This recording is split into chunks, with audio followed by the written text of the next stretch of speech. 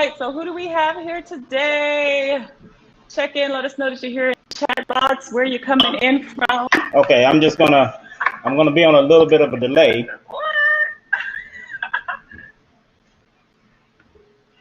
Okay. All right, so who do we have here today?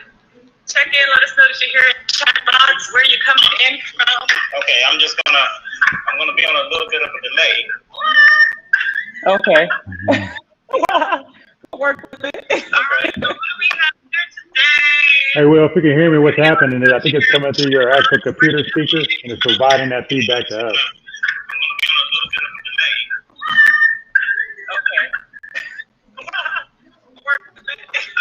Is it repeating? All right, I need to get my... Yeah, now we can't hear it. Okay, now we hear you live. Yeah, I tell you, 50-year-olds and technology. We're gonna make it work though. Okay, so I'm just gonna get started real quick. Let's see if we can work out hopefully another solution for Will. But I want to thank you all for being here. This is a very important topic, a very important conversation, and it's one that I've been wanting to have for very, very long. I want to create a safe place for us here at Bloom where we can share very intimate stories in hopes to inspire and motivate other people. And this topic of feminism is extremely important to me. It's very important to me. I had some experiences in my life myself. My first sexual experience, and I never told anyone, was rape. I've been in relationships where I've been physically abused and verbally abused. And unfortunately, I know that I am not alone in those numbers.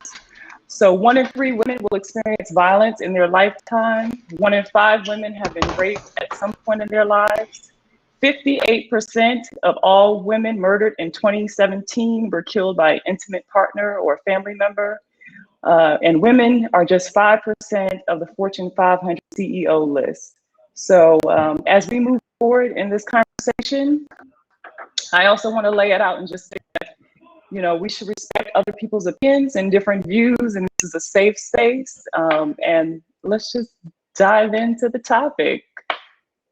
Let's see if we have, I don't know if we have Will back in, but I'm definitely looking forward to seeing what he has to say as well. We should respect other people's opinions and different views, and this is a safe space. Oh, he might be out for a little bit. Okay, so our guest here today is Shaun and Will, 2 very important people, in my opinion, 2 men that I highly respect. And I've seen them not only lead in different ways as amazing husbands, they are married to 2 of the most amazing women that I've ever met. And I can say that with confidence. But they are great men in their faith and also leaders as well. So I was very confident when I asked them to join us on this virtual stage today that they would be able to share a multifaceted view on women and how we operate in different spaces. So I just want to welcome you both here and thank you for joining us today. Thank you for asking me to join. Contrary to the belief that may be out there, this wasn't on my honey to-do list. So I'm here on my own attribution, so on my own accord. So yes. Thank you for inviting me. This is an important topic. All the things that you relayed as far as stats go are very sobering. So it's unfortunate that those numbers are so high as it relates to such a deep and hurtful topic. But hopefully with you and other people like you, we can get things moving in the right direction and get things equalized as much as possible to make our lives and the world a much, much better place. Right. No, I definitely agree with you there, Shaun. And you know, a lot of times conversations like this are very uncomfortable. I know it's uncomfortable for me sometimes to have very intimate conversations and to share stories that you kind of want to keep to yourself. But I find myself in a space like this one here at Bloom where we can share those stories, and you find out that a lot of other people have had similar similar journeys, and we got to figure out how we can help heal each other, understand our differences, and figure out how we can use that to empower one another and understand each other's perspectives so we can join forces. One of the things that I mentioned in my recent post, feminism to me isn't a competition between men and women, it's a collaboration. You're my brother, I'm your sister. I mean, not you in particular, Shaun, but that would be a little weird, but that's how we should all look at each other as men and women, as, you're my sister, you are my brother, and I want to help take care of you. And how can we look out for each other and empower each other and make sure that everybody has a seat at the table? D Black Newton, Mr. and Mrs. Lot Love, I love you guys. We love you too. Let us know that you're here in the chat. Mother in love you too. Well, I think one thing that, hey Simon, how are you? Yeah, one thing I just wanted to underscore what you're saying is things not being a competition. Now, I apologize if you hear our son in the background, but this is real life, y'all. We have children. He's having a moment, but I think he'll be all right. So I'm just gonna ignore him like as if he's not there, but he's there and he's safe. But what was I saying? The competition part. I just want to underscore that a lot of times we as human beings, we just get up in a competitive nature of things, and unfortunately that translates to the battle of the sexes, so to speak. So not only are we competitive with each other from a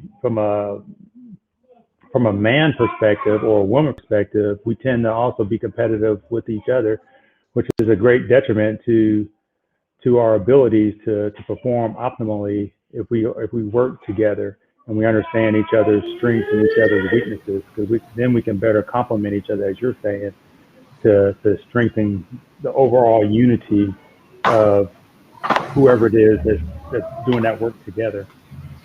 Absolutely. Well, can you hear us now? I can hear you guys now. Yeah. Awesome. I had to do a quick laptop change. I don't know what happened. I did the test earlier and everything was great, but I'm here now. You're okay. You made it happen. I appreciate you guys. I'm excited to be here. Thank you all. Thank you for inviting me to be on this platform to talk about this topic. Yes, I do feel like it's a safe place, because if we burn and crash and burn, I'm crashing and burning with one of my best friends in the whole world. Yeah, we go down together. I love it. Okay, so let's jump into the first question. Define feminism. How do you all define feminism? Let's start with you, Shaun. All right, feminism. So the first thing that comes to mind is the social perception of feminism. So a lot of times the word just kind of gets a bad rap. Yeah. People think it's something negative, like somebody's trying to take something away from you. It's like just a bad term that leaves a bad taste in your mouth. It's like, okay, I don't want to hear you and about your feministic viewpoints, because it's contrary to what it is that I believe, for example. But the true definition of feminism really is just all about equality, empowerment, bringing out the best attributes regardless of what your genitalia is between your legs, really. Because there's strength. I may be physically stronger than a female, not all females. There's some females that are stronger than me. So I may be physically stronger than most females, but there may be some other attributes that they are much stronger than I am. So I got to capitalize on their strengths to help develop my weaknesses. And if I don't recognize that as a man, then I'm going to be stuck on stupid for a very long period of time, and I'll never grow as a result of that. I love that. Absolutely. Will, how would you define feminism? I agree with him that the initial thought of feminism or feminist, even for me, had somewhat of a negative connotation to it. Years ago, when you would hear about it, you think about, women that were marching to, you know, to be exactly like men were. And you know, I don't know about you, but this morning getting ready, I had to shave the hair out of my nose because of the overgrowth. And, I don't want women to be exactly like me. You know? I don't think we want you in that attribute either. I mean, yeah. So that's the realness of it. You know, as far as that goes. But I grew in my understanding of it, um, and realized that, you know, in many ways, just like with racism, we as people are missing each other in a lot of conversations regarding that. And it's because we come from so different backgrounds. It's the same with men and women. We have so many different experiences that it's hard for us to get them to the common ground, and then even from there, understanding that common ground, and then being an advocate for that other side, whether it be racism or you know, being pro-feminism per se. So I think, as Shaun was saying, you know, as we become more aware of each other and our strengths, then, you know, we can all become better by using each other's strength wherever it may be. Emotional intelligence or IQ is not all. IQ is not the only thing. You know, you can be emotionally intelligent in dealing with people. So absolutely, it's now becoming less of a negative word for me, and hopefully we can, through this bloom, we could help other people realize it's not just a negative connotation. It's really a positive thing if we do it right. Oh, absolutely. I love the two examples that you all gave. And me also, it's all about equal rights and opportunities, you know. Men and women deserve to have the same opportunities. And I love that you all stressed about, you know, emotional strengths and emotional intelligence and the different attributes that we can all bring to the table to strengthen one another. So I think that's wonderful. So tell me, so do you think you're still, go ahead, Shaun. No, I just want to tell a really quick story because I can tell you exactly when feminism struck an accord with me to where I viewed it as a positive thing. So that was in 1994. I was invited. I went to Tuskegee University, so I was invited to go to VMI, Virginia Military Institute, to represent Tuskegee to the George C. Marshall Conference. So we had one student, one cadet from every university that had our ROTC program across the United States at this conference. So at this conference, we had roundtables, discussions about topics that affected the military. And the guest speaker was the Secretary of Defense at the time, was the Honorable Togo West. He has since passed, so rest in peace, Togo West. But he was there at the conference as the invited guest speaker. So we had to debate around these roundtables, and whoever won the debate would got to do some of the introductory remarks for Togo West. Now, being an African-American male, obviously, and Togo West, Secretary of Defense, he was African-American. I think he was the first, I'm pretty sure he was the first African-American. No, he wasn't. But anyway, Togo West, he's African-American. I wanted to do the introduction, so I made it my sole mission to win the debate so I can be on stage to do the introduction. So lo and behold, my topic at the time was women in combat arms. So at the time, we didn't have any women in any of the combat arms units in the Army. So if you're infantry, armor, air defense, military police, all the folks that do the quote unquote fighting on the front lines, women were excluded. So the topic was, should women be allowed in combat arms organizations? So my stance at the time in 1994 was absolutely not, because it presented a significant leadership challenge to the leader that's in charge of the organization in order to incorporate and adapt to women into the organization, where it be living accommodations, how do you take care of them, you have to have separate this, you got to do all these things. So my mind is just racing about all this logistical things that I have to do, I thought I had to do, in order to bring women into the fold. never mind the physical biases that I had in my head. Like, well, how can they carry a rucksack? How can they fire a weapon? How can they do this? So I had all this stuff going on. But there was a very strong female that was in the group, and it came down to her and I doing this debate. And her main question was, and it was rhetorical to me, she was, "You're incapable of leading." And I was like, "Well, why do you say that?" Of course, my ego popped up. I mean, what are you talking about? I'm incapable of leading. I'm like, I'm representing my school. You know, I'm about to be a lieutenant in the Army. What are you talking about? You know, I'm incapable of leading. She was like, "You're afraid of changing yourself and your viewpoint to lead a successful unit, no matter who you have within that organization." And I could not, she left me flabbergasted. I could not come back with anything.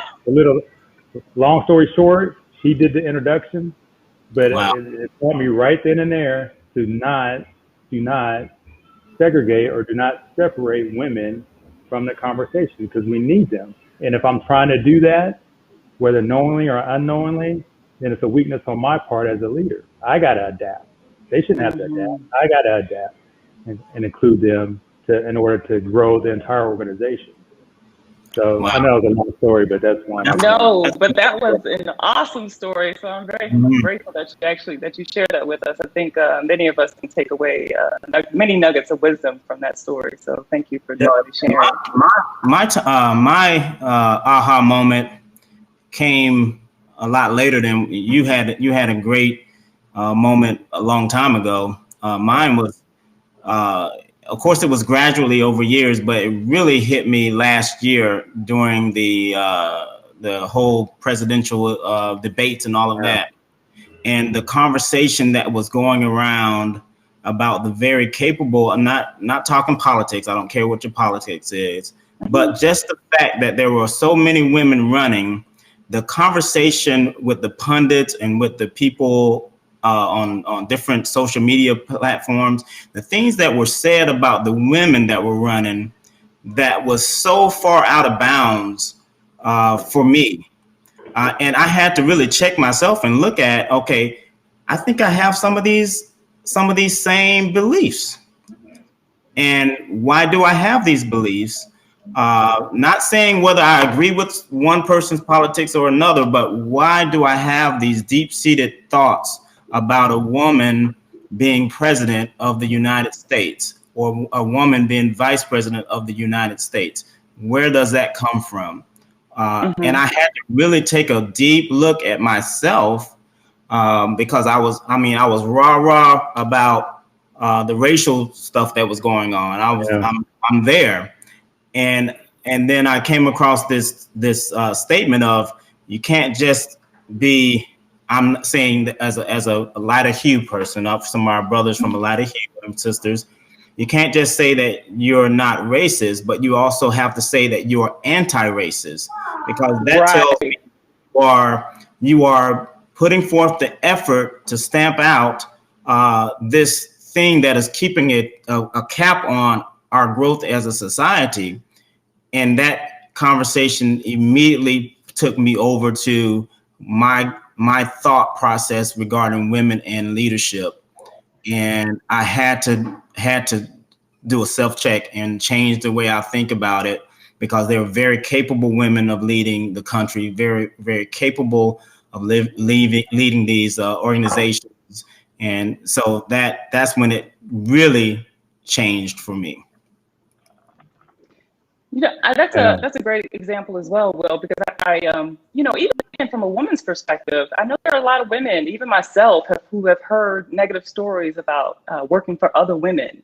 So I've heard many women say, even in my youth, that they didn't want to work for other women. And that's just a terrible narrative that we just got to get rid of, because there are so many amazing women in positions of influence and power that we should embrace, and that we shouldn't just push away from them just because of their gender. So in a lot of ways, just like you said, a lot of women have been taught to not respect women in power and to only respect men in power. So I love that story. So, and I can identify and relate to that one as well. So I know you said you're okay. Yep. So Cheryl says, powerful story, Shaun. Your profound perspective is needed across the board. I love that. Hi, Cheryl. Yes. So would you all say that that now that feminism is something that's still needed today, or what do you think about that? Yeah, Well, I think so. Oh, go ahead, Will. No, that's your wife. Y'all in the same No, go household. ahead. It's a safe space already, all across the board. Same all around. Yeah, I think so. Until we as a society get rid of the biases that are there, you have to have a platform to follow in that sense. That's a one voice that's moving forward. And until we have eliminated the biases that we have on a great scale, then you got to have feminism or the fight for non-bias relationships within workplace until we have a place where women are making the same amount as men if they have the same skill sets. Until we have that, we have to have it. And I like some of the things that's happening now with NASDAQ. They're talking about, they have a rule that's pending right now that they're looking at any board, a company that's with NASDAQ listed with them, that they have to have at least 2 diverse people involved on their board as an officer. And so making changes like that on a high scale will allow for more of the lower scale companies to do the same thing. We got to reach out and push for those type of things, those changes. Mm-hmm. Definitely agree with that. Shaun, did you have something that you wanted to add to that? Yeah, I would just also echo that it's an educational process. So, I mean, it starts when you're young.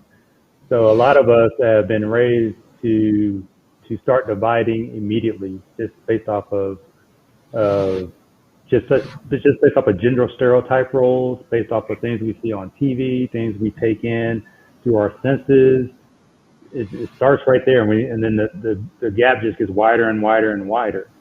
So then education is the only thing I can think of really is to bring that gap and close it and bring it together.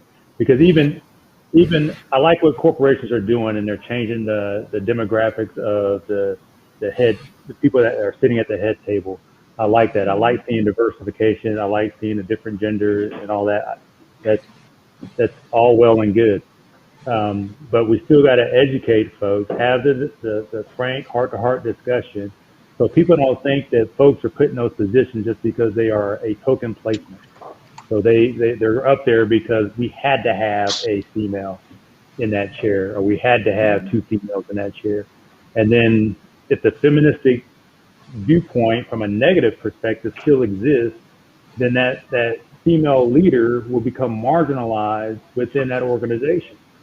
Because the amount of respect is just not there. It's just you just happen to be the one that's elected to make the company look good.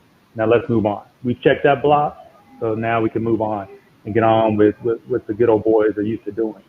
So we gotta educate the strength and the power that resonates within females that can contribute more greatly to the success of businesses, which equate to economic wealth.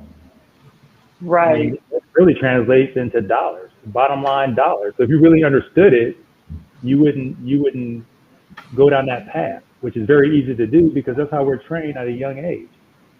Mm-hmm. That's a great point. I want to move back to Matt McNeil had a question. He said, do you think feminism is naturally viewed as a challenge to masculinity? And as a feminist man, is that concept naturally viewed as a masculinity reduction? That's a very great question. Thank you for bringing that up. Who wants to take the first shot at this one? Let me read the question again. Hey, Matt. What's up, brother? That's our brother from back in the day too.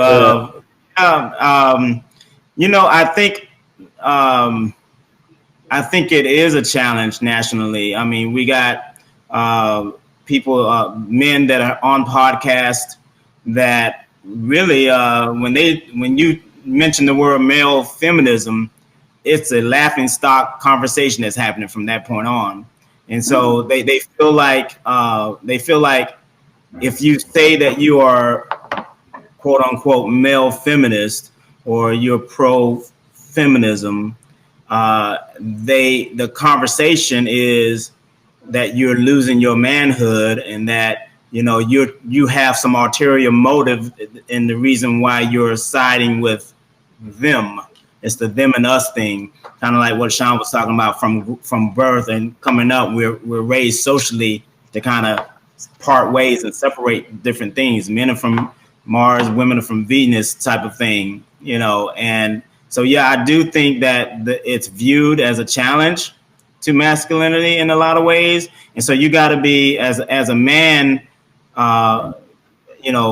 coming against that type of mentality. You got to be a strong and convinced person in who you are, and it's good to have women that are right there with us that can say, hey, listen, I love the fact that he's standing up for me as a woman, and that would encourage more and more men to kind of get rid of that whole challenge that's there.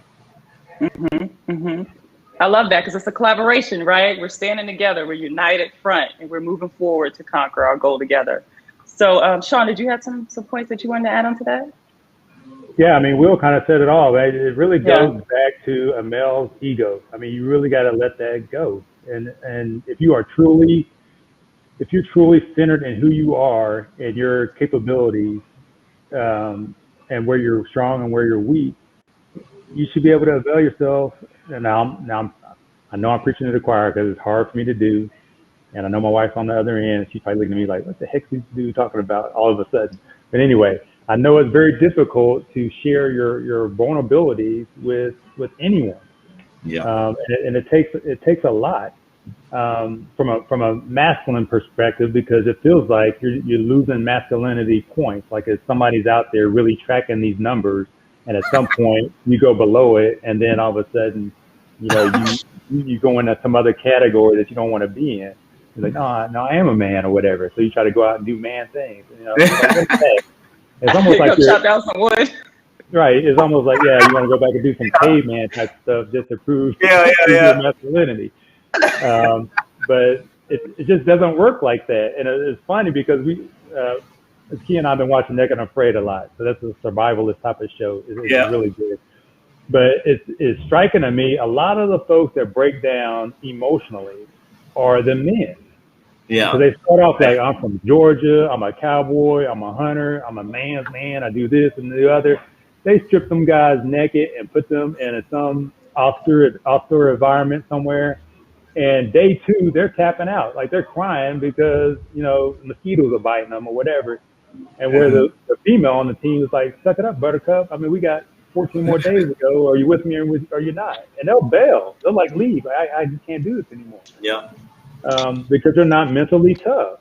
Whereas the female, they're very mentally strong, and it can overcome. We're assumed we're that way just because we have hair growing out of our ears, for example. Right. So funny. I don't, but I'm just saying. Oh, okay. Okay. Now we brand new. Okay. You must have went to the wax place and got it all eliminated or something. Yeah, I went there one time. I'll never do that again. That hurts. So the points that you all just brought up makes me think of the term hypermasculinity. Are you all familiar with that term? I am now. Let's talk about that. What are your thoughts on it? Yeah, I had to look it up. I had a feeling what it was, but I usually use toxic masculinity. But when I took a look at it and really wanted to be prepared for the talk today. I appreciate that. That's a good thing. You're doing great. It grew my world a little bit because it was basically saying it's not bad for us to be men. I enjoy opening the door for my wife. She can open the door by herself just fine. There are certain times where she'll say, "Can you get that box for me?" She can lift just as much as I can. If y'all know my wife, you know, you know, and she's strong, and so I enjoy doing those things, and so someone would look at that as a hyper masculine type of activity. I'm sitting with my legs wide open, and I'm like, bravo and this and that. But I'm good with being a man, and she's good with being a woman, and she's okay with what I do for her. And I think if we kind of eliminate this thing where we're dividing each other, and we allow men to be men, women to be women, and not go overboard and come to the place where we're now stopping women from being their best self because our masculinity is overriding them. I think that becomes toxic, where my action is intimidating or seeking to get the better end because I'm a man. Right, or making someone else feel small, right? Right, trying to make the woman be small with me around because I'm trying to make myself bigger. Just be ourselves, consider one another, prefer one another, honor each other, and I think we can get rid of all this the nonsense that goes around, in our relationships and in our society. I love that, Shaun. Before I let you answer that question, I want to cut in real quick. There's a book that I want people to watch out for. It's called Male versus Man. It's by DeAndre Whitfield. And he says, boys look to be served and men look to be of service. Yeah. So he said, you're born a male, but a man is developed through education. So being a man isn't about age. So that's the difference in his perspective. It's some of the things that he talks about in his book. And so I thought I wanted to bring that up today because I thought that was really profound. So Shaun, I'll go ahead and let you take the chair and go ahead and explain what your ideas of hypermasculinity are. Yeah, again, it starts young. We're kind of groomed that way to be overly masculine. I mean, I remember in a Catholic school we had a no touch rule because we would try to fight each other all the time. And so since we had a no touch rule and none of the nuns were allowed in the boys' bathroom, we would go in the bathroom and literally like just punch on each other just to prove how masculine we were. And if you cried, you were a punk, so you was like, everybody laughed at you, pointed a finger. And so the ones that couldn't punch as hard or couldn't take the chest shots or the stomach blows, their self-esteem was severely damaged, I'm sure, as a result. And so then they had to do things to overcompensate for what they thought was being a weakness, or what we saw as being a weakness. And who knows how those guys are to this day psychologically. I lost contact with these folks. I often think about, those drills in the bathrooms that we would do in the 7th, 8th grade, and the little boys that weren't as big as some of the other boys. I mean, we put a pretty good beating on those kids in the bathroom as far as causing them some pain to see if they would cry. And if they didn't cry, then it's like, well, yeah, you're tough. You're part of the club. If you cried, then you're just weak. And then you're on the island of misfit toys because you're definitely you're not part of the crew. You're not a guy yet. You need to man up. Whatever that means. You need to man up. That's a great example of toxic conversation right there, using terms like that, like man up, what does that exactly look like? Can men not process emotions? Can we not be sensitive? Right. So it just dams up your emotional connection especially with people of the opposite sex. So it's very hard to get through and get to what was once fertile ground, because it's all been tilled up and it's kind of like unkept soil. So you can't grow anything out of it. So you go back and you kind of fertilize it and you nurture it, and you get back to the other part of yourself where you were nurturing. It was like, when you first came out of your mom's womb and you were with your mom as a male, and you're growing up and you're hugging her and all that other stuff. But at some point it just completely went off the rails because it's like, okay, now it's time for you to become a man's man, and if you're a man's man, you do man things. So that's when you resort to the caveman and you go out and you start, like you said, chopping wood. I don't want to chop wood. I have no desire to be out there chopping wood, but if that's what men do, then I'm gonna go out there and chop some wood. So, Shaun, with the topics and the points that you just mentioned, so how do we create more of a balance moving forward with some of the hypermasculinity traits that a lot of people of our generation, older generations have experienced? How do we balance that out and teach young boys, young men that it's okay to, to express your emotions and I don't know if gentle is the right term that you all would like to hear, or, just, but gentle's probably not the right word that you probably want to hear. Let me see if that's in a masculinity book. Yeah, we're good. But so how do you create more of a balance and kind of push away from those, I don't know, dated social norms that have been stigmatized and attached to men? Yeah, what's the conversation like now? Yeah, that's a tough question because, Issa is about to be 3. So he is definitely a mama's boy through and through. But you're right, there is a balance that needs to occur where he still exhibits some of the attributes that a man should do if he so chooses to. Mm-hmm. Throughout his life. So he's being not hyper masculine about it, but he's being more like chivalrous. So, I'm gonna open your door because it's not that you can't open your door. I think, Will, you had some comments or some examples of this earlier. It's not that you can't open your door, you can't do this, you can't take the trash out, you can't mow the lawn, even I don't cut grass, but those type of things. I'm going to do it for you because I want to serve you in that way. So when you look at it that way, it's not like, oh, it's a man's job to do whatever. It's just, no, it's just now I'm serving you. You're my queen. I don't want you doing this. Let me serve you by doing these things that you may not like to do. You may be like, you know what? I'm tired of you taking out the trash. I would really love to take the trash out. Right. Then I got to follow my pride and be like, okay, go ahead and take the trash out. Even though all the neighbors will probably think I'm a punk or a bad husband. But we already know that that's what you wanted to do, so you're doing it. And it's like, it's going to be okay. That's a great example. Thank you for that. So I want to switch back to workplace inequality amongst women.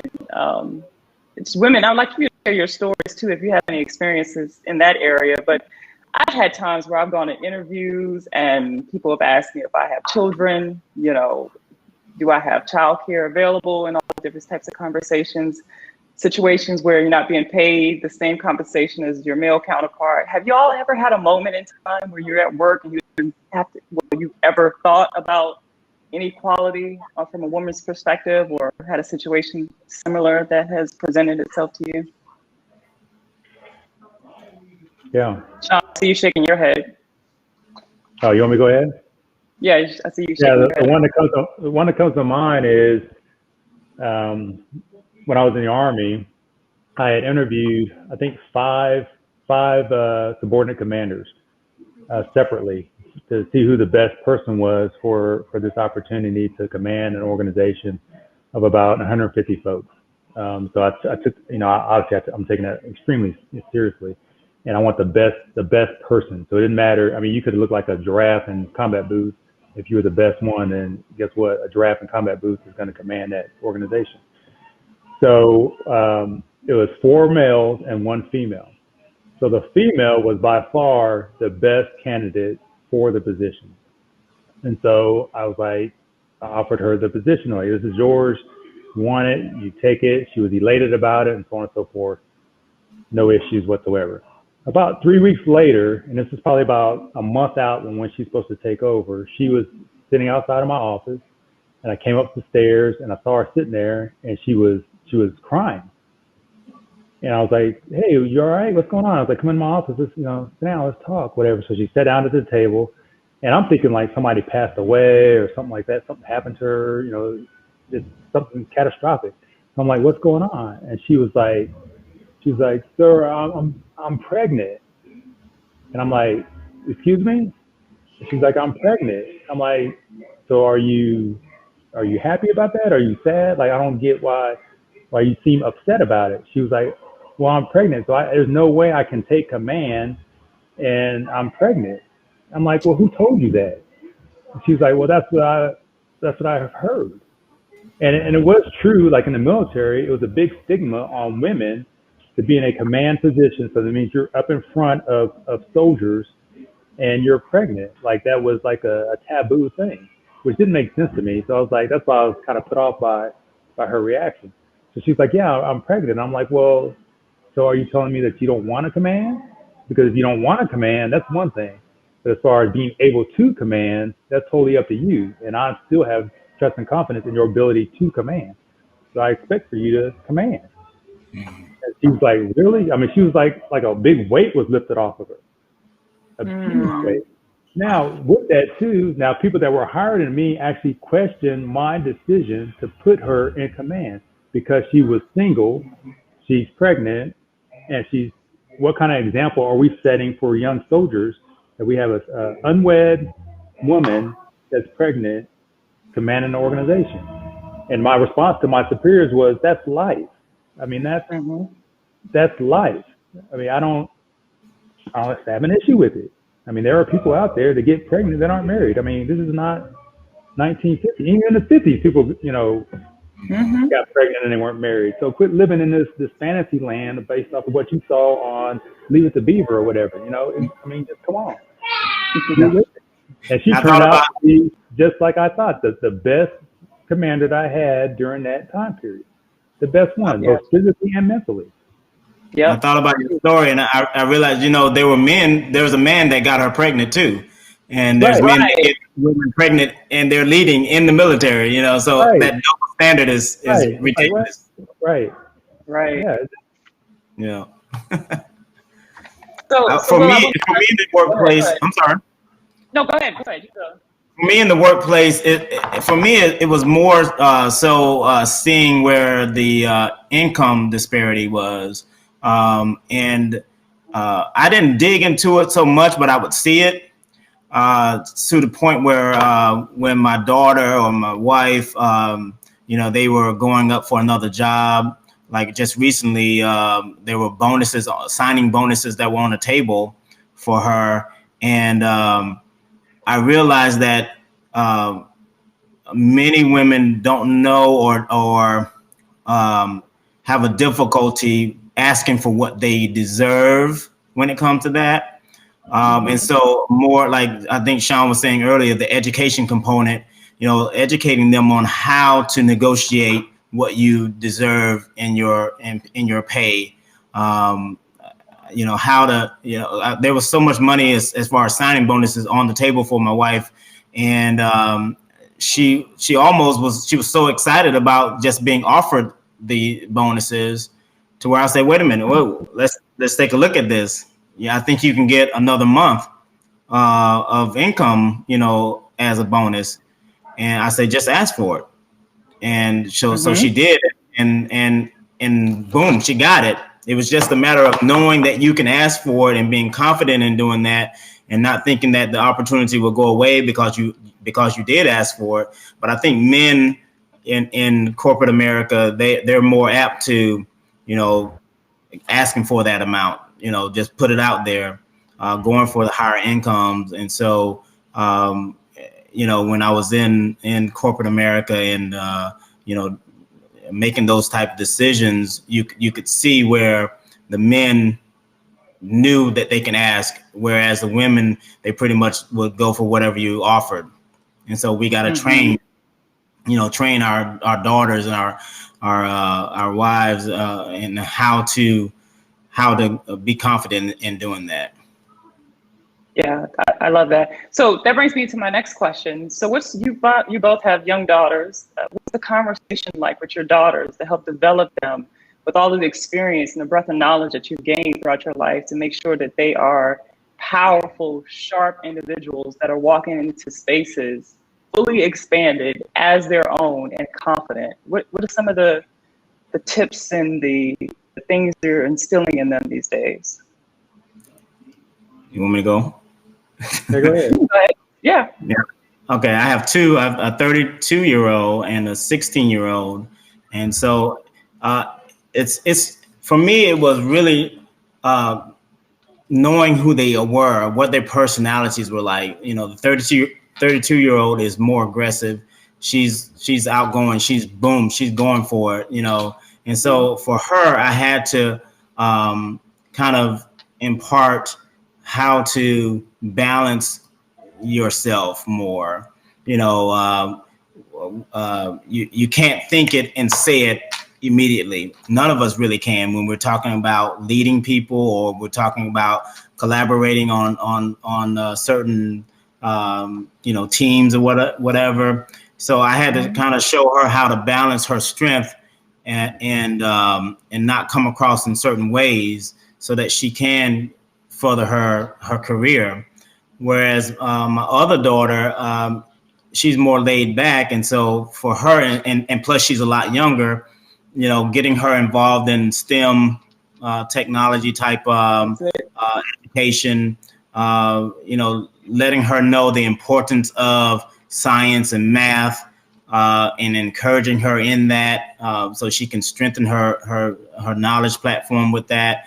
And I think some of it is she just wasn't interested. You know, it's like you see all these opportunities for people that can get into computer science or any of the STEM careers, but she wasn't. She was more so the artsy side. So we had to figure out how we can encourage her on the arts side, but also know that there's a deeper or more rounded person that can be involved in the arts. You know, you still need to learn how, if you want to, say she's going to run a dance shop or run a art museum or something like that, you still need to know how to handle business. There's still some technology that you can utilize to increase your business. So for my children, my daughters, it was more so not so much focusing on what's being taken away from them, because what you focus on enlarges. And so I had to try to make them focus on what can we do to make you your best self, and then push that area more so than what she can't do. Oh, absolutely. I think that's fantastic. I love hearing that. Shaun, you want to add on to that? Yeah, what's your plan for our babies? Well, Lauren, no, she's about to be 7, and as you know, Lauren I think she's well advanced as far as where she's at, as far as she knows who she is, and she is very persistent and very, I would say, I want to say dominant in what she feels. Like she knows herself, and she's not afraid to put it out there. Yeah, so she's headed in the right direction, and I'm happy about that, because it's gonna be interesting to see what she does, because she likes the art just as much as she likes the sciences, just as much as she likes the animals, dance or whatever. So she's kind of got a whole smorgasbord of things, of options to kind of cultivate what it is that she wants to be for herself, which is definitely not inside of a stereotypical type of box when it comes to male female opportunities. That's for sure.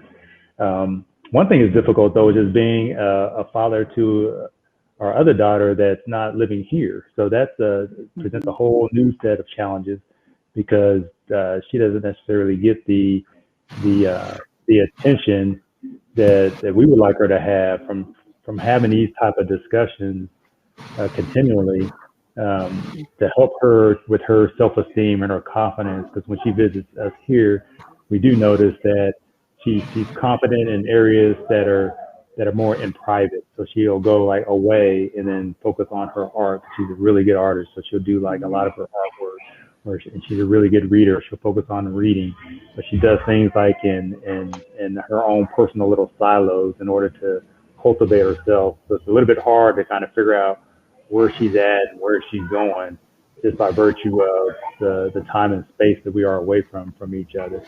So that's a whole new set of challenges that we just have to overcome.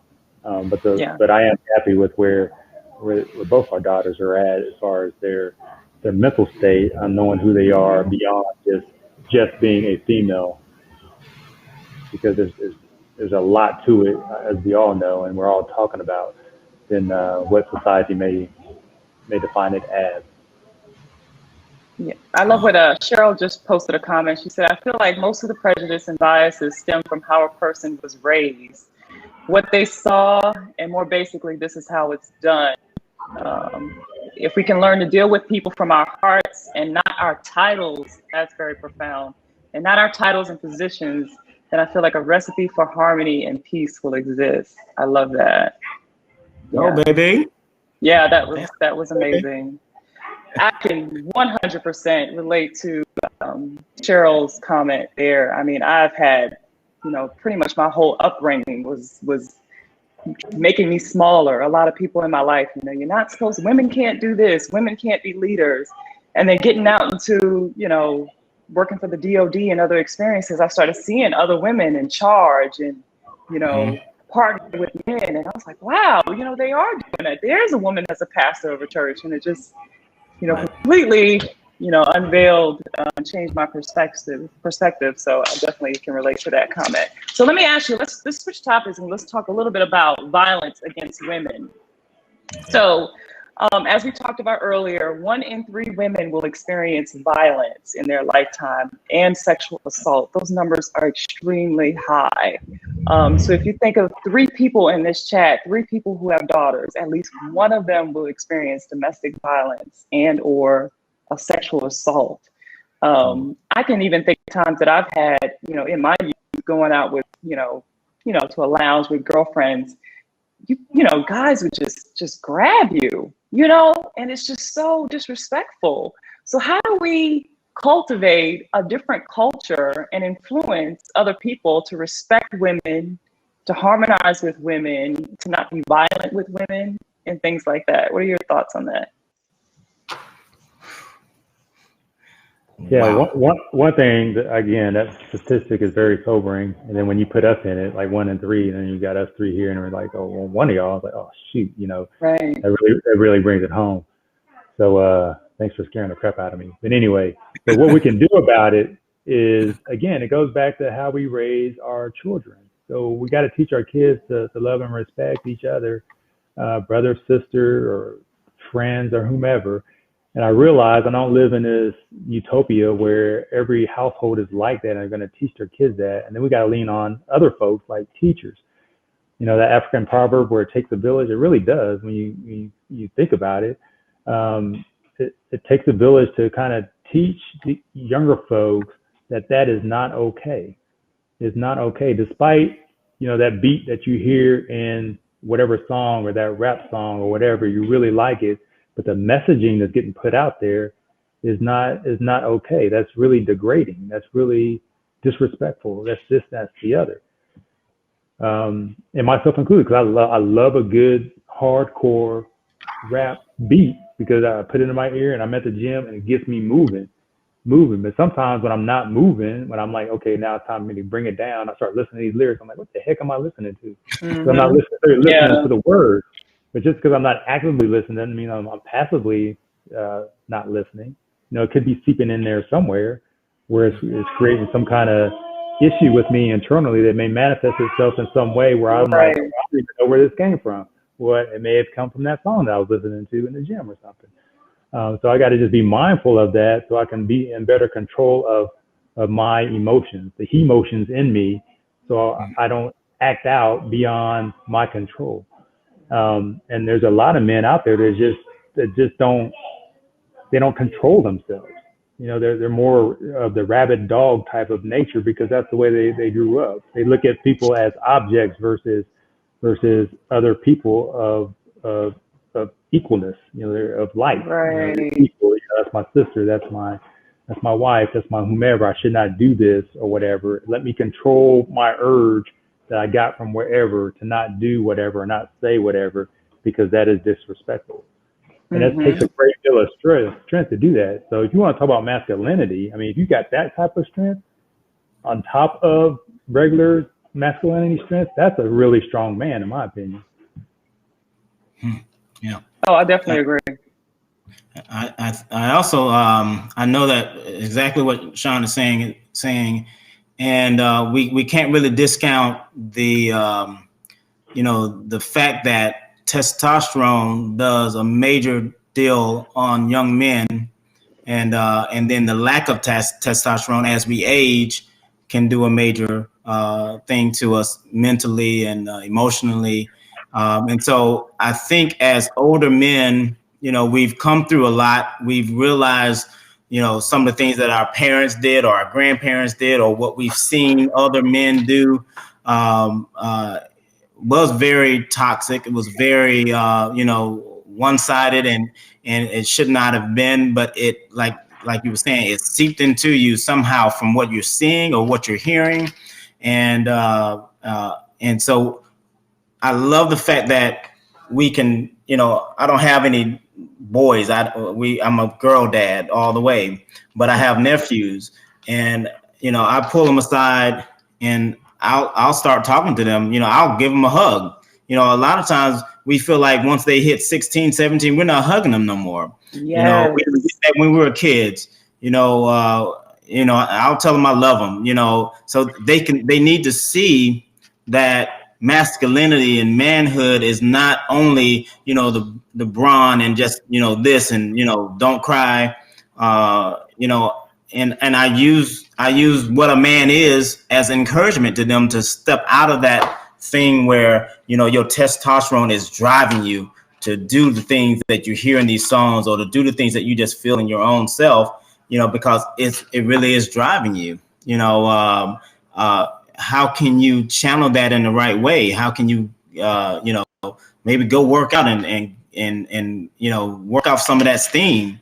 But when you're in a conversation with your spouse or your partner, or you're in a situation where your emotions are getting the best of you, you can't sit back and let testosterone lead. You gotta get out of that situation. Find another time to talk about it. On the flip side, we also have, chemical changes that happen in our women, and we got to know when that's happening, and that hormone or whatever is running things at that moment, and how to recognize that and get out of that situation, or redirect the conversation, understanding, having some compassion. I've become more and more aware of that as I age. I'm 51 now, and my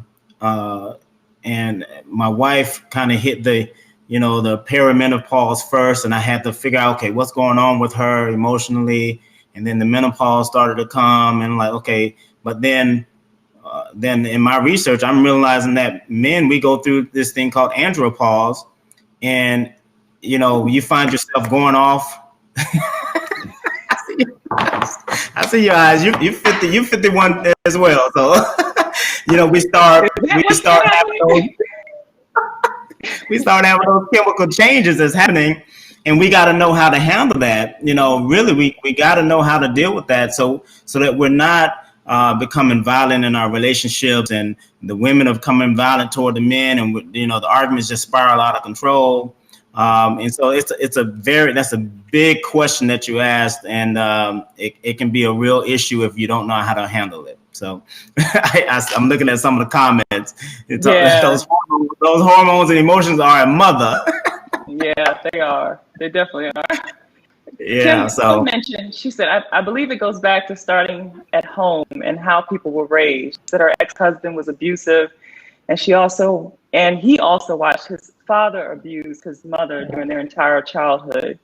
And many positive role models he had in his church, et cetera, he still drew from what he saw in his home. Ooh, thank you for sharing that, Kim. Yeah, that goes back to exactly what you all are saying. That is extremely tough. It's about, like you said, showing up, modeling the image. And that's another reason why I really appreciate you all for coming on Bloom today, in hopes that this message will really reach a lot of different people and that we can all learn and sharpen each other. So that is definitely the goal. So let's talk about gender norms. How do you all feel about gender norms? And I think Cheryl asked the question also. She said, how do you feel about women making more money than their spouse? Yes. Hey, I'm all for it. You bringing more to this party. Hey. Yeah. But, you know, a lot of people will say that, and I know you all, you know, you both are very encouraging, supportive, and empower your wives. But a lot of men I've heard will say that I have no problem with my wife making more money than me, but it's the foundation that starts, the conversation that starts initially pouring into her when she's not necessarily making a substantial amount of money that will help enable her to get to that point. So I'll go ahead and let you all expand on gender norms and if you feel okay with your spouse making more.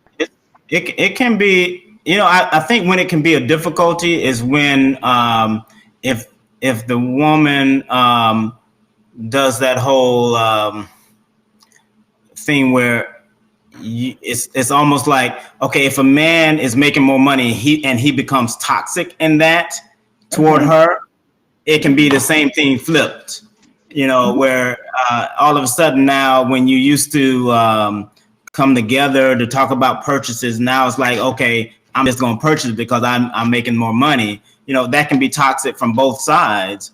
And so it becomes a thing where we have to just be good with understanding that this is one household and we're all on the same team for this household to be successful. And so, I mean, my wife and I, we've had both sides of that coin happen where, you know, I've been that one making a whole bunch more money. And there was a time where I you know, you're talking about gender norms. I wanted her to stay home. You know, she was home, and after our second daughter was born, she was off work for a year, and I was like good with it, you know. I mean, struggling, trying to keep 2 mortgages going. I'm like, I got this. You stay home. You know, it was all this thing that you know, as we talked about it more and more, it's like, okay, what did you see when you were growing up? Well, a lot of times I saw my mom home, you know, and that was because as a military wife, she had to uproot her whole career every time we moved 3 years. And so it's almost easier for her to just kind of take care of the kids and be home and be that mom, you know. And so, you know, that seeps into your psyche. And so I'm like wanting her to be home. And my wife is not a stay-at-home type of woman. She's a go-getter, you know. And so she's her best self when she's out going and getting it. And so I moved to the next level where I'm saying, okay, if she's going to be out there getting it, let me be her biggest cheerleader and support her, and let me find out how I can get in and do what I'm good at in support of what she's doing, you know. And so when you realize you're on the same team and there's no big I, little you, then it goes a lot more smoothly when you're dealing in relationships and who's making more money than the other. Very, very true. Shaun, do you want to add anything to that? No, I was just saying, I agree. When you have a strong partnership in a relationship, that's kind of, I mean, those are like, that's not even an issue, really. It shouldn't even be an issue because, it's like you're saying, it's all one big pot, so it all goes in. Then it's just a matter of prioritization on what it is that we want to do together, regardless of where it comes from. And how can I best, again, it comes back to having a servant heart. How can I best serve in the moment? So I remember when we moved here first to Huntsville, I wasn't the first one that went out and started working. The kid got the job first. So she was basically running the household, so to speak, from a financial perspective. And I was doing things that I was not normally used to doing. So I got on YouTube, learned how to cook. I learned how to take care of Lauren, you know, in the crib, in and out. I was doing all like the daddy daycare things to free her up. So to make sure she had a good hot breakfast in the morning and her lunch was packed, and see her out the door and go about my day and figure out what I'm going to cook for dinner when she got home and all that. So I did that for quite a long period of time. And it wasn't that was sexy. I was like, I can get used to this. It wasn't a blow to my ego or anything. It was just one of those things that, like, look, in the moment, we got to do what we got to do to take care of one another so we can get through what we're going through. And why make it miserable? We can make it fun and I guess sexy now that I learned. She thinks it's sexy. That's sexy. Right. So sexiness in and of itself is a great motivator. So. Oh, crazy. So it really doesn't matter, when it comes down to it. If she's making quadruple what I make, it's still better than where we were before. So why am I going to get mad at her success? Because what's for her is for her, which is for us. The same as what's for me is for me, which is for us. So it's just like why go back and forth about it? It's just it's kind of dumb in my opinion. The people that kind of do that. It's kind of childish, and immature, and it kind of makes me wonder how strong your relationship is if you have that type of ego battle going on when it comes to money. I mean, I get it because of how we're raised, but at some point you got to be like, wait a minute, we're on the same team, we're both surviving together. That's why I like that show, Negative Afraid. Strip everything down. It's just two of you. How do you survive? Right. Make this work, and you figure it out, and you overcome, you adapt, you grow closer together, and you live to see another day. I mean, that's what it's all about. I got to go on YouTube and learn how to cook a little bit more. Oh yeah, YouTube is it. I'm telling you. Look, I see Cheryl smile all through Facebook all the time. I'm sure she's good. Yeah. Happy woman. We are. Yeah.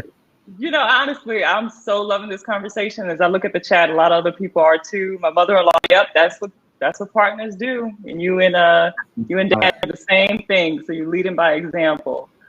So I want to ask you all, a lot of times this type of conversation should happen in other settings. It should happen in professional settings, other settings at home. How do we encourage how do we encourage conversation around topics that may seem controversial? Mm-hmm. Well, I think one thing you could do is leverage some of the things that are out there. For example, it just so happens to be March is Women's Awareness Month. So what perfect time to have this conversation, but now, I mean, it gives you an excuse really to have the discussion. Like, okay, now we're going to have a discussion about this. Not that you have to wait till March, but at least that gives you an injection point, just like February is Black Awareness History Month. I mean, it should be that way all the time, and you should be open and free to have the discussion whenever. But if you ever is on Bloom. Right, yeah, you're right. If there ever is a reason for you, if you need a reason to have the discussion, just use one of those months to kind of inject the conversation there, and that will kind of give you some leverage to go on. Well, since it happens to be the month, and let's just talk about this or whatever, to kind of ease it a little bit. But again, if you get beside yourself and take yourself out of it, then I don't think the conversation becomes difficult at all. If you know what you're talking about, and if you know yourself. Now, if you don't know yourself, you may surprise yourself that you may be the sexist bigot one that's anti-feminism, and you just never knew it. But by you talking about it, kind of the light bulbs are coming on to you, like, oh shoot, I didn't know that I was that guy. You know what I mean? Mm-hmm. Wow. So we kind of just need to step out there. And shout out to our parents too. I know Will's parents, I know my parents are there. I mean, they did a great job with us, kind of teaching us these things, even if it wasn't directly, but kind of indirectly showing us things by their actions or inactions or whatever the case may be. But we're going to pick up these things. You're not born with these traits and attributes. You gotta learn them, and you're going to learn from somewhere. If you don't learn it the right way, you're definitely going to learn it the wrong way. And unfortunately, in our society, people they gravitate towards the wrong way because it's labeled in a cool way. It's cool. It's manly. It's this. It's all the things that you really want to be. But wow, you're gonna pay a price for it. Yeah. And I when you were talking, it reminded me of the whole thing about privilege. There has to be a male privilege if there's this, if we're in majority in business. And so sometimes it's hard to recognize the privilege that we have, and I understand that, there is some things that we have challenges in as Black men, but we're still more privileged than a Black woman per se, more privileged than women per se in certain areas. And so, and when you're having those conversations that are controversial, I think it's best to get into a place where you have a safe place with people that are safe for you to talk to before you start spewing out things in social media or to people that are in groups that you're not aware of. Because if your mindset is not where it should be, and you're not recognizing where your privilege is as a man, then you need to have conversations where it's safe, to where you can say those things that are controversial without the judgment, but with the correction that comes with it, and adjust your mindset or stick to what you have, and at least you know what you're coming into. There may be some men that they're gonna die with the mentality that they have regarding women. But if you're gonna die on that hill, then at least you need to know that it's something that you should that you have a wrong thought about, and people are not perceiving it in the best way, and give yourself a chance to kind of alter where your mindset is because of how you grew up or whatever. So my advice would be get into a safe place with people that are safe for you to have a conversation and correct those cultural ideas that you have, that paradigm that you have when dealing with women, so that you can become, if you do it, the good thing about it is everybody around you becomes better when you can recognize the strength that women have, and the strength that they have given us in our society. And if they're not capped on what they're doing, how much greater we could be, as a society. Absolutely. I love that. I mean, what better way to end this discussion? Honestly, I hope as a culture that we move away from what they call cancel culture, where someone expresses something that they feel and we don't agree with them, and we just automatically just cancel them out. Like Will was saying, like Shaun was saying, we have to be open to other people's perspective, listen with an open heart, because if people aren't sharing what they believe, then we're not going to be able to reach a point of unity so we can come together and understand one another. So that is all about what we are about here at Bloom. Shaun and Will, you guys are amazing.